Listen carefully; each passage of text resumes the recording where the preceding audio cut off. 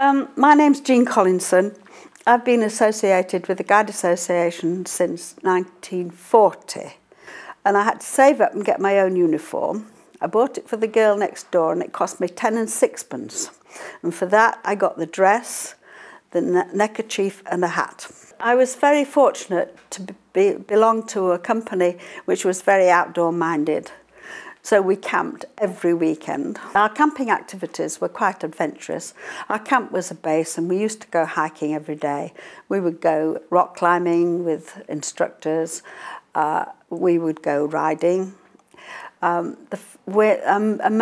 memorable camp was the Jubilee year, and one of my guides went to this big camp. And I had camp at Bramham Park because I did guiding in Boston Spa. The very first time I went to a guide camp was in Paisley Bridge, and we went in a van that time. There weren't many of us, and we went in a van. And of that occasion, we had a lieutenant who was doing the QM, cooking for us, and she really didn't know how to cook.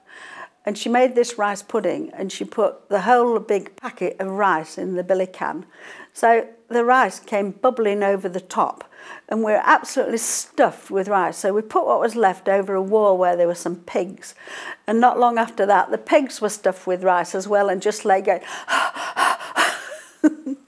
But that's my first memory of that camp. It was exciting. It was really exciting. Everybody was all keyed up to go. So I think camp's always been a very exciting part of guiding, from trekking with it on your tent on your back, to which I've done frequently with guides, to go into a big international camp with a group of friends. Friendship is very important in guiding. I have friends that I've known since I was a teenager. Some of the guiders who are in the county now were my Brownies, my guides. Some of my best friends were actually in my Brownie pack. The guiding program's changed dramatically, but the guiding program is what you make of it. You don't have to follow the written work, you can extend it and make life interesting. Children are not going to have the same experiences as we did because they're too protected. There's no way they could sit in a tree like they did in Bramham Park when a picture was taken. I would have had to have written permission from every parent for them to get off the ground. So the young children now are missing out quite a lot. So I think it's up to guiding to give them some kind of responsibility for themselves, looking after themselves, looking after other people, and not be bound too much by regulations, and just to enjoy every single day of their life. I'm very fortunate to have been involved in Boston Spa Guides for 40 years. And because I lived with the first guider, Audrey Andrews, who kept everything, I continued to keep everything.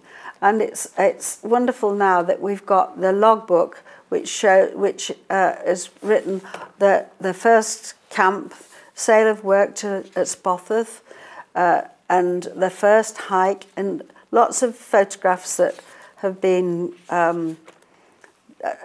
little photographs and some paintings. Anne Beryl, who is on the right of the photograph, is the author of this when she was a child, and she died not many years ago, and she'd been involved with our company as an adult leader as well. The centre person is Audrey Andrews, who was the first captain in Boston Spa, and whose mother is photographed with the chief scout when he opened the Scout and Guide Hall, Robert Baden-Powell. And that's the first guider's mother, who was a president. That's 1921.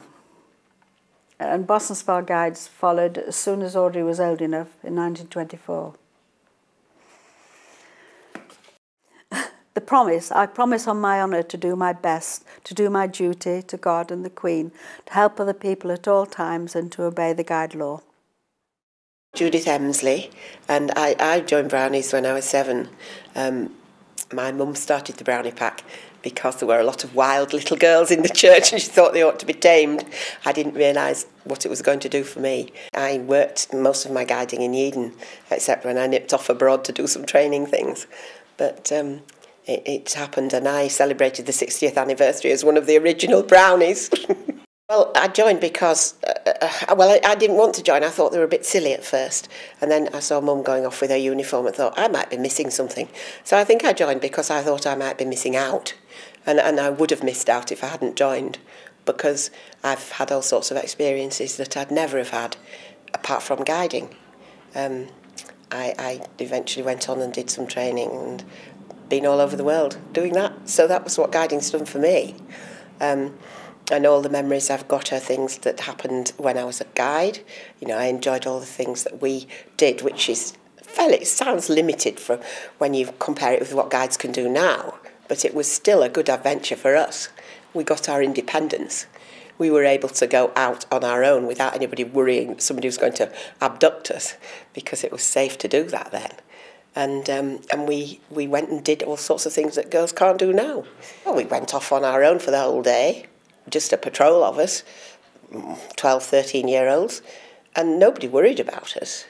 We went and lit our fires and cooked our lunch and explored places we'd not been to and jumped on buses and went somewhere and got ourselves lost. That's what we could do. The campfire at Harewood coronation year was probably the first time I'd ever realised I was belonging to something a bit bigger than just guiding in Eden. And we went to Harewood House. The Princess Royal was our president at the time and was obviously a local figure, but somebody that we, royalty we saw. And I remember sitting there enjoying the songs. We'd had to learn them all beforehand and feeling, this was great. And then afterwards, we jumped on our bus and went, but I was aware of people picking litter up, and Harewood House saying how wonderful it was that guides had been and there was nothing left. I believe that guiding is as important now as it always has been, in that it teaches youngsters to have a commitment, to work together, to take opportunities, to stand on their own feet and make their own decisions. And that is what I believe guiding's about. And I've done all my guiding because I believe that. That is important. And still is. Because guiding is still giving youngsters those values through a different programme from 1910, but it's doing the same job.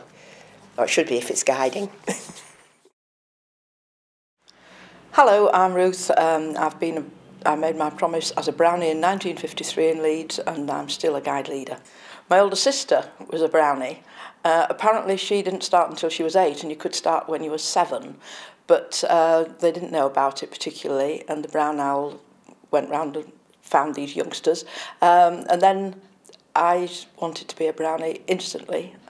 The very first meeting I went to, we did ball throwing practice, and I was useless at it, but being an obstinate person, I was determined to go next week, and I just love it. There was always something new, always something challenging. I loved the out of doors, and there was a lot in guiding that wasn't in school in those days. Yes, I loved the camping and, building fires and sleeping outside, putting up tents. It was great, yes. My first uniform as a Brownie was the brown dress, which got shorter and shorter and your knees got colder and colder. And then as a guide, it was a skirt and a blouse that tucked in, pockets on the chest, which was sometimes quite embarrassing, and all the badges down the sleeves. Then it changed and became, the blouse was outside the skirt, which made it more relaxing, and the pockets lower down. And then eventually it's become this, with the Jeff Banks era, became far more casual and is now known more as guide wear, with lots of choice for the youngsters, so that They can wear any of many tops, the guides, and there's no official trouser skirts anymore. So it's far more casual and far more easy wear, and it changes continually. There's just a new thing being brought out simply because the youngsters said that's the fashion nowadays.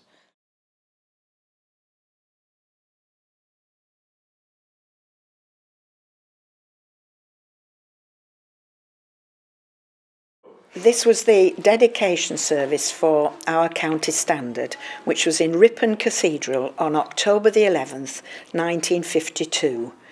And these are the signatures of the people who were there. This is the signature of Princess Mary. This is the picture of the county standard, a painting of the county standard. And this is Ripon Cathedral.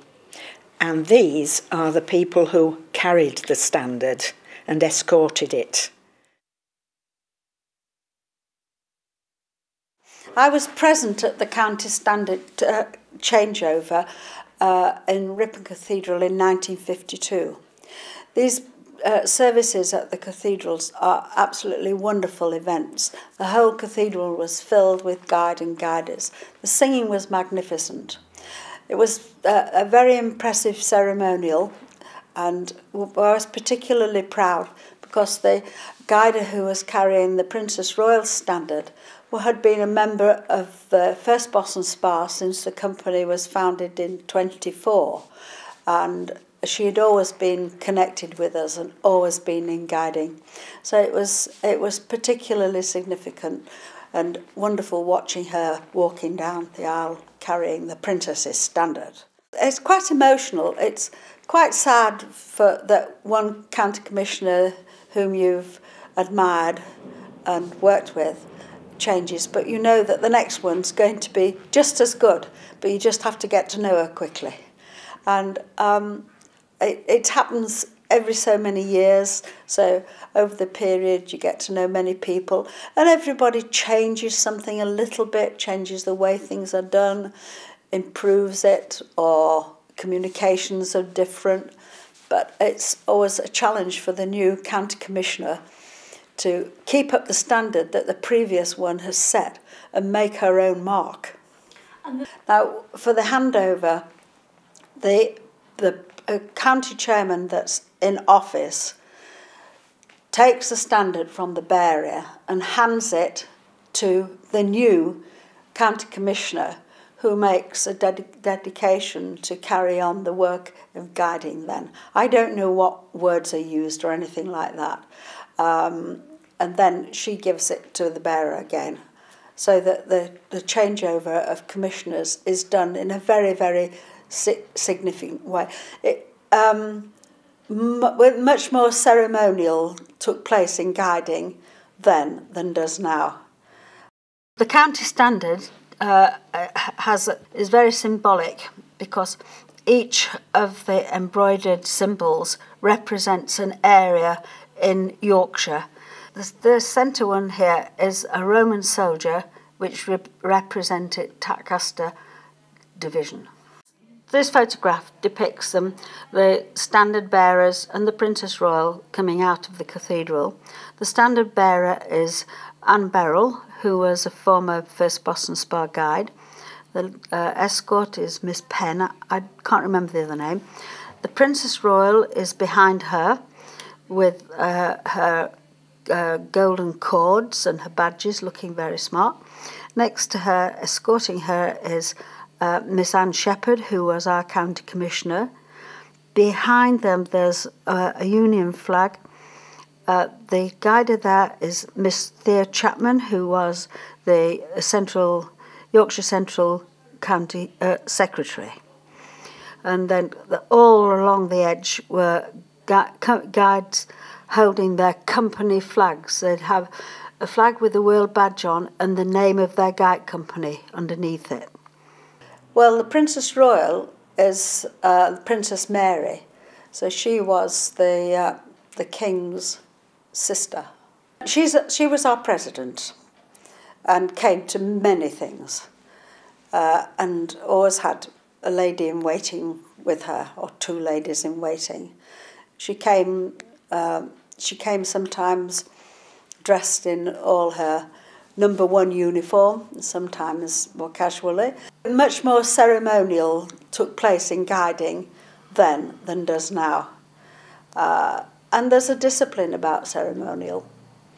There's an order to it, and everybody respects that order. And we all just felt emotionally, and the whole of our being was involved in that ceremony.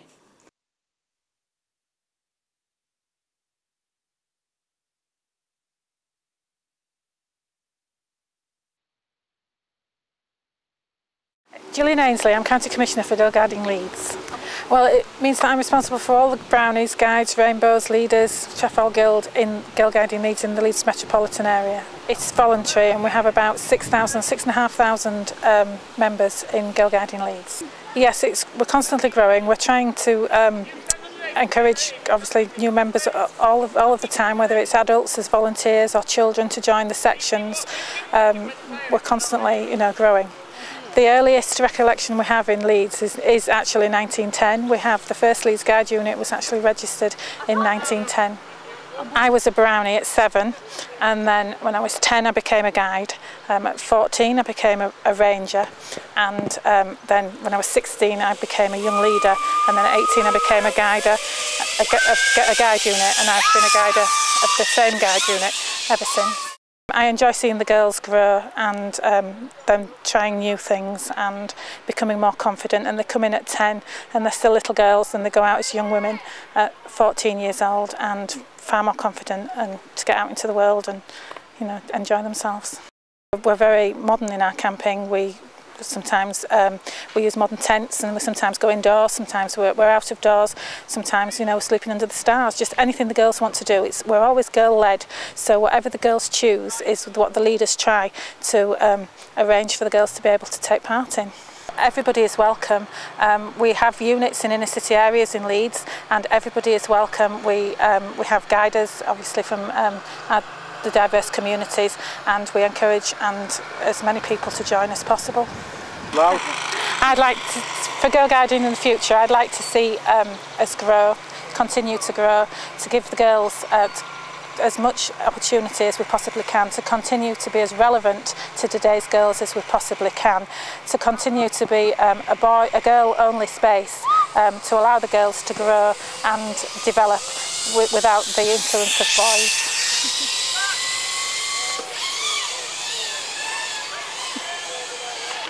I promise that I will do my best to love my God, to serve my Queen and my country, to help other people and to keep the guide law.